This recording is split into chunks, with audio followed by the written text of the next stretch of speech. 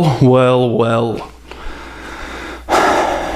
You know the worst part is it's only going to get worse from here. Indiana just trying to make the final score look a little bit better at this juncture.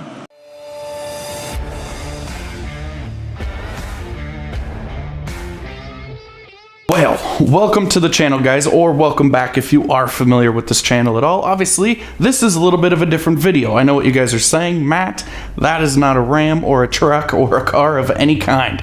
You're right. Obviously, this channel is, at the end of the day, called Bedoric's Dailies. I want to make some other kinds of videos about stuff I like.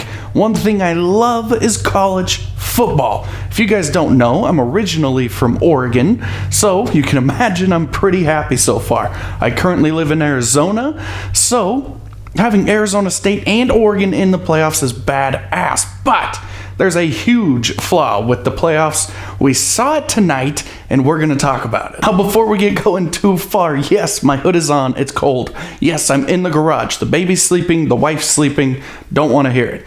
Yes, my garage is dirty. So is yours. Don't pretend it's not. So let's jump into the video. I know the lighting's bad. I get it. This is more about the topic than the video itself. So what we saw tonight was a good old-fashioned butt-whooping by a pretty good team, Notre Dame, against what a lot of people thought was a pretty good team, Indiana. Now, here's the problem with this playoff structure, right? It's really hard to say that either of those teams don't deserve to be in the playoffs, okay? Take Indiana by example. They smashed almost everybody on their schedule. But who didn't they smash? The only half-decent damn team they played, who was Ohio State. When they played Ohio State, they got stomped, right? Now, one loss, you're in a major conference, still going to make it to the playoffs. Then you play another half-decent team in Notre Dame, and you get squished again. Now, I know if you guys didn't watch the game and you just see the final score, you're going to say, but Matt, it was only like a 10-point game or something like that. Yes, it was like a 24-point game until Indiana finally scored 2 touchdowns in literal garbage time with 2.5 minutes left in the fourth quarter. Indiana, I think they put together pretty much the best season they could have. We heard Curt Cignetti's explanation of what happened in the Ohio State game. I'm sure we'll hear about what happened in this game. If you guys played sports at all, you watch sports at all, you're into sports at all, you could pretty clearly see what happened in that game tonight just by watching. Now, obviously, the final score made it look a little bit closer than it really was because it really wasn't a close game. Notre Dame had control pretty much the entire time. Indiana had a couple little things go their way, but nothing that ever made you think they were going to get back in the game. This was pretty much a domination from Notre Dame on one hand. This was not an overly close game, and why was that? Well, if you guys watched the game, you'll know why, especially if you ever played sports. If you ever played sports, you could see that Notre Dame just out-tenacitied Indiana in this game. They out-physicaled them. They out-playing mean them. Whatever phrase you want to use to describe, whatever the, people like to say Notre Dame had more dog in them, something like that. Notre Dame just completely outmanned Indiana in this game, as well as what appeared to be they just out-athleted them. They had a lot more athleticism on the field, and Indiana just couldn't quite put it together. You could say coaching, obviously they're all superb athletes, but you guys get what I'm saying. Obviously, I've never made a YouTube video on this before, so this might be completely new to some of you guys, but this is my big problem with some of these smaller teams being in the playoffs. Look at TCU the other year, okay? TCU played really well as a team. They played team football very well. They were a very good team. They out-teamed Michigan, okay? We saw that year Ohio State take Georgia down to the wire and airmail a field goal to win the game as time expired. Ohio State wasn't nearly what they were thought of being in years past that particular year, but they made it into the playoffs kind of controversially. They give Georgia a hell of a run for their money, end up barely losing. Georgia goes on to decimate TCU. Now, why did Georgia decimate TCU? Because Georgia had a lot more horsepower, right? At the end of the day, they had more athleticism, elite level football playing, things like that. At the end of the day, you got to have the horsepower on the field in order to keep up in some of these bigger games, right? That's the problem that TCU ran into. That's the problem Indiana ran into. That's going to be the problem that Arizona State runs into. Like I said, I live in Arizona. I'm stoked that they're there. But this isn't going to be the first one of these games that we see. At some point, most likely, Clemson is going to get crushed. SMU is very likely to get crushed, right?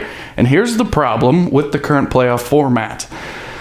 It's really hard to say that the teams that are there don't deserve to be there. They do deserve to be there, but there's nobody in their right mind that's going to look at me and tell me that we couldn't all pick 3 or 4 teams that would not have got ran over by Notre Dame the way that Indiana just did. Now, I'm not saying that they shouldn't have been in the playoffs. I'm just saying it's really tough with the current conference layout to really be able to justify, if you're the committee, the 12 best teams being in the playoffs. Now, what do I mean by that?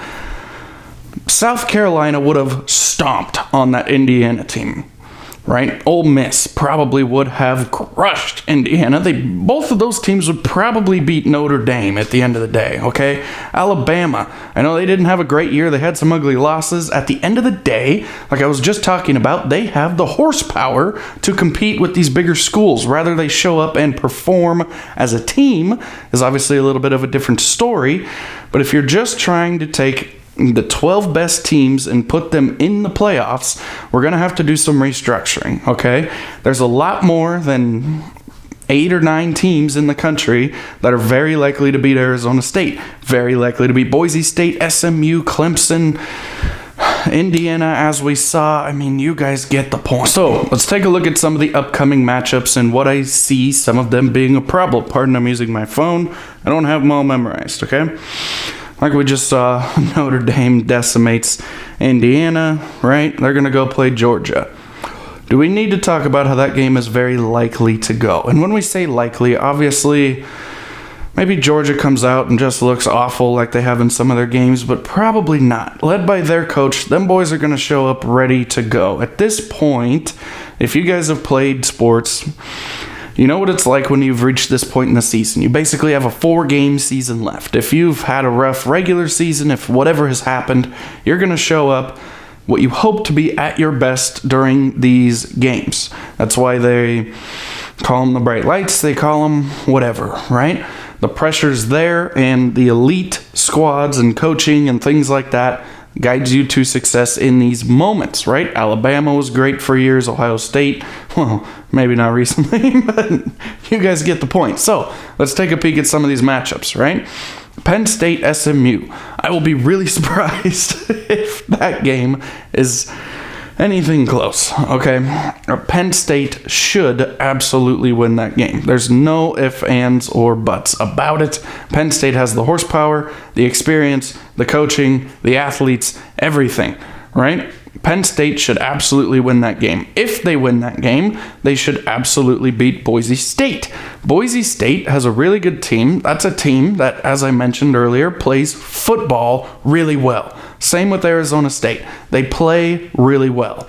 They're not going to have the horsepower to compete on the biggest moments under the brightest lights when it matters the most, okay?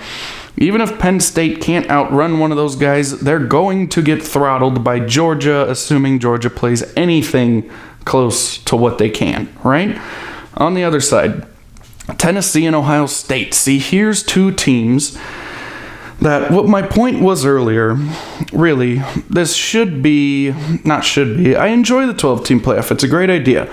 Tennessee, Ohio State, Oregon, Texas, Georgia, and maybe Penn State and Notre Dame. Those are really the players in this game, right? Arizona State, probably not. Clemson, probably not. Even Texas is a big question mark because, once again, they played nobody. The 2 times they played somebody, they got beat, right? So it's really hard to guess where any of these teams are when they don't play anyone half worth of shit throughout the year versus, say, a Georgia, right? Now, we can poke fun at Georgia. We can say whatever we want. To me, Georgia is the favorite to win this whole tournament. It is theirs to lose, right? They play Notre Dame. They play the winners of Boise State, SMU, Penn State. So they're going to play Notre Dame and then one of those three teams. There's not a chance in hell that Georgia should lose to any of those three teams under any kind of normal circumstances, right? It's just shouldn't happen. Conversely, on the other side, we got Oregon, Tennessee, and Ohio State. Those are the three that I think are really the hammers in that side of the bracket, right? Oregon, same thing with them a little bit. They haven't played that many good teams. They handled business really well against the teams they did play. They look the part. They beat Ohio State. That game actually wasn't really as close as it looked either. Everybody makes a big deal about the, end of the game. Will Howard slid, whatever. There's a lot of what ifs that you could throw Oregon's way. What if they score a couple times on the goal line? What if they don't miss a field goal? What if that interception on the first drive counted, right? We could play this game all day with all these games. End of the day, when Oregon's played the better teams, they have won. They have played really well. Contrast that with, again, Georgia. They've played a lot of good teams. They've played really well in most of the games, struggled in a little bit, but they had the hardest strength of schedule. This Georgia team is tested and ready to go. They have one of the best coaches probably of all time in college football. That's not going to be the case for SMU. Clemson with Dabo Swinney, good coaching, but they're just behind. They're not the team they once were. They don't show up ready to rock and roll in a lot of these situations. They came out hot against SMU. That was great. They almost let them come back in the game. Obviously, if you do that against a Texas, even an Arizona State, it's going to bite you in the ass, right? I don't think they're going to do that. I just don't think Clemson has the horsepower to keep up, even if they make it past Texas and even if they make it past Arizona State. Tennessee, Ohio State, Oregon, all going to destroy Clemson if they played them, right? And if they somehow made it through all of those, Georgia, Notre Dame, one of those two teams, Penn State, probably going to kill Clemson. What I'm saying is at some point, all of these teams are going to get what's coming, right? Indiana got what's coming tonight. Notre Dame might have it coming as well. They're probably, I would say Notre Dame and Arizona State are probably the two teams that may not get it as bad as some others because they have a lot of heart. They play really well as a squad. But when you really boil it down, like I said, they don't have the squad to compete with Georgia, Oregon, Ohio State, something like that. Now, I've talked a lot in this video. I know I have. Stick with me. My point is this. We don't have the 12 best teams in the nation in the playoffs. We have the 12 most deserving teams, right? The 12 of the best records in the playoffs. That's really not the way that you're going to get realistic results, or every single year we are going to have games like we just had where they're complete and utter domination by one side or a couple of teams that really end up playing each other, okay? So if we're going to have this 12-team playoff, which I was a fan of expanding it to maybe not 12. I mean, 12's a lot, dude. To have 12 teams in college football, there's typically a big enough spread between the top 4 to 8, I would say. There's typically enough spread between 4 to 8, depending on the year, and 9, 10, 11, 12, right? Number 1 and number 12 usually aren't that close. Number 1 and number 5, some years, may be pretty close. Last year, by example, I think Georgia was robbed last year, not getting put in the playoffs. Florida State, that's a joke. The overall point being, a lot of these playoffs are probably going to go like this. We have 12. At the end of the day, the teams remaining are probably going to be teams 1 through 6, okay?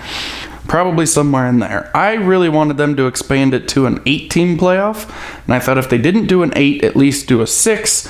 Last year, by example, if they did a 6, we would have had the teams we had, plus Georgia and Florida State. So the Florida State people would have got their chance. They would have got killed, but they would have had their chance. Georgia would have been in there, and I think Georgia last year was probably the team that would have won the national championship when it came time for the playoffs.